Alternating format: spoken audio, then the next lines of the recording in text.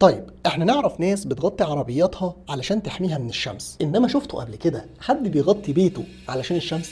البيت اللي قدامكم ده موجود في الهند، فيلا مودرن عاديه جدا، بس المعماري هنا علشان يمنع الشمس من انها تسخن البيت عمل مظله كبيره جدا غطت البيت بالكامل بحيث الشمس ما توصلوش، بس في نفس الوقت وخد بالك من دي، المظله فيها فتحات صغيره علشان تدخل نور طبيعي، مش هنكتم على البيت يعني كانه بالظبط عمل مشربيه ضخمه جدا فوق البيت بالكامل. هنلاقيه كمان عمل فناء صغير في وسط البيت وعمل فيه حمام سباحه بحيث الميه تعمل فرق ضغط فتخلي الهواء يتحرك جوه البيت بشكل طبيعي. وعلشان يخلي البيت مودرن والفيو بتاعه مفتوح عمل الواجهات كلها ازاز، بس زرع قدامها شجر علشان الشمس ما توصلهاش برضه. المهم يعني ان النتيجه في الاخر لو بصينا على التاثير الحراري على البيت هنلاقي ان بدل ما يكون شكله كده في الوضع الطبيعي بقى بالشكل ده غير انها اغلب الوقت راميه ظل على السطح، فنلاقي اهل البيت بيستخدموه عادي من غير ما يتضايقوا من الشمس، وكمان الجنينه لانها برضه بترمي ظل عليها. وبس كده.